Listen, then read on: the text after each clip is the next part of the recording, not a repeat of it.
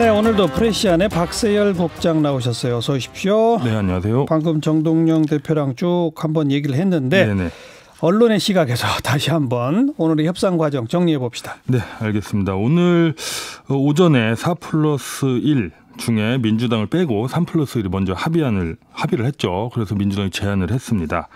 구분응선을 넘었다 이렇게 얘기가 나왔는데 민주당 의원총회에서 추인을 받아야 되지 않습니까? 그런데 추인 과정에서 3+1이 가져온 합의안의 절반만 받겠다. 예.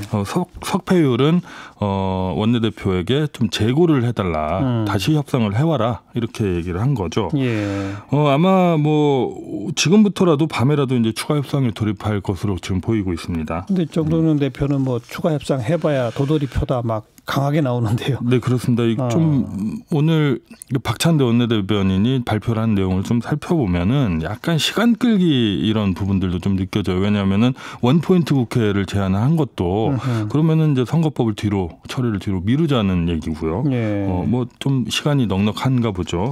그리고 또 이 석패율제를 수용을 할 수 없다. 이거는 처음에 이제 두 가지 안을 수용을 해달라라고 온 거에서 한 가지는 수용하고 한 가지는 수용하지 않는다라는 거는 뭐 진전이라고 보기도 좀 어려운 거죠. 네. 즉 사실상 비토를 놓은 건데 다만 여기서 조금 지켜봐야 될 부분이 예. 석패율제를 완전히 거부한 건 아닙니다. 즉 재고를 요청한다 이렇게 계속 이 표현을 계속 강조를 했어요. 예, 즉 다시 협상을 해달라는 거고 뭐 비토라는 말 이런 말들을 쓰기를 좀 꺼려하더라고요. 예. 민주당 측에서. 그래서 아직 협상 여지는 좀 있지 않나 이렇게 조심스럽게 예측을 해봅니다. 그럼 앞으로 전망할 수 있나요?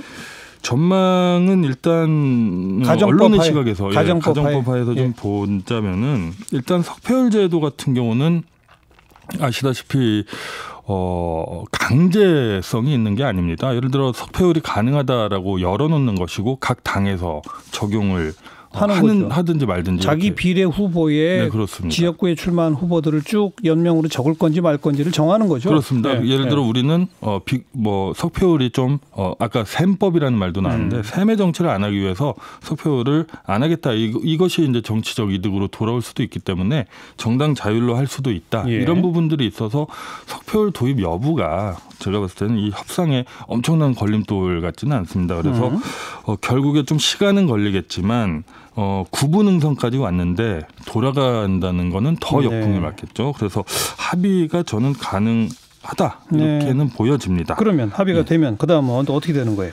일단 합의가 돼도 그 이후에 이제 여러 많은 일들이 있어요. 그러니까요. 선거법이 뭐 중요하지만은 그 이후에도 중요한 게 굉장히 많은데 앞으로 이 남은 거를 살펴보면은 공수처법이 있죠. 공수처법과 선거법을 동시에 처리가 아마 어려울 겁니다. 왜냐하면 필리버스터라는 게 있기 때문에. 그러면 공수처법에서도 4+1 공조를 유지를 해야 되고요. 한국당이 반대를 하기 때문에. 그리고 또 유치원법 같은 경우도 뭐 역시 이게 뭐 시급한 민생 법안으로 들어가기가 어려울 것 같아요. 왜냐하면 한국당이 반대를 하기 때문에 그렇죠. 쟁점 법안이 또 됐죠. 하나가 아니고 또 세 개잖아요. 네, 그렇습니다. 그러면 한 법당 한 번씩 임시국회 필요한 거 아니에요? 그렇습니다. 아이고. 네. 그런 이제 그 필리버스터를 다 그대로 한다는 가정에서 그렇게 될 수밖에 없기 때문에 그렇다면은 제일 중요한 게 민주당 여당 입장에서 국정을 책임진 여당 입장에서는 4+1 공조를 잘 가지고 가야 됩니다. 그런데 오늘 같은 모습을 보면은 조금 불만들이 나머지 야당들이 좀 많이 있는 것 같아요. 그래서 이 공조를 어떻게 가져가느냐가 이 관건이 될 것으로 보입니다. 참, 그리고 자유한국당은 어쨌든 뭐 4+1 그 자체를 비판하고 있는 거잖아요. 네네. 이건 법적 근거도 없다. 뭐라고 그러죠 지금? 이 4+1과 관련해서 계속 이제 좀 과격성을 띠는 지지자들까지 이렇게 이제 국회로 들어오게 하는 그런 모습들을 많이 보이는데 여기 황교안 대표는 뭐 오늘도 여지없이 4+1 협의체가 개혁을 핑계로 온갖 협잡과 야바위를 벌이고 있다. 이렇게 방송용으로 좀 야바위는 가능한 용어군요. 좌파 야합 협상은 결과가 어떻게 나오든 우리 정치사에 크나큰 오점으로 남을 것이다. 이렇게 맹비난했습니다. 사실상 이 전혀 뭐 발끝도 걸치지 않겠다 이런 의지를 연일 보이고 있습니다.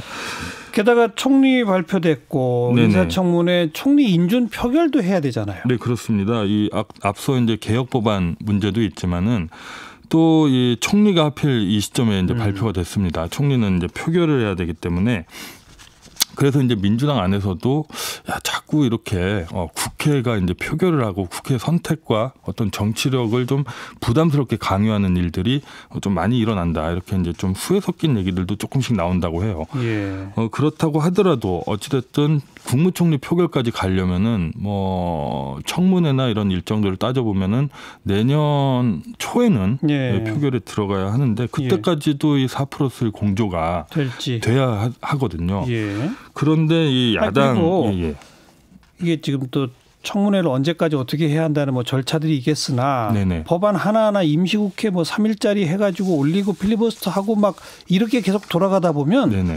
청문회 언제 열 수 있을지도 모르는 거예요. 맞습니다. 지금. 예. 청문회도 역시 이제 여야 합의가 돼야 되는데 그러니까요. 한국당이 청문회와 관련해서 정치적으로 굉장히 좀 부각이 되고 예. 이런 경험들이 있기 때문에 이번 청문회들 총리뿐만 아니라 장관도 개각도 줄줄이 있을 텐데 예. 청문회들을 아마 지금 벼르고 있을 겁니다. 그럼 청문회 자체를 벼르거나 아니면 아예 보이콧할 수도 있나요? 네, 그렇습니다. 이 보이콧할 수도 있고 이 한국당이 굉장히 강경하게 나갈 요인들이 계속 발생을 하고 있는 거죠. 예. 다만 이제 한국당도 과연 이것이 옳은 것인가, 정치적으로 이득을 본인들에게 가져다 줄 것인가 이건 예. 좀 생각을 해봐야 됩니다. 예. 왜냐하면은 뭐 이 강경 일변도로 가면서 지금 뭐 당내 대화파들 특히 이제 기억하시겠지만은 김세현 의원이 쇄신을 외치면서 당을 완전히 바꿔야 된다 이렇게 얘기를 했는데 황교안 대표가 단식을 하고 그리고 나서 이제 당직을 교체를 하고 그리고 장외투쟁 그 어제나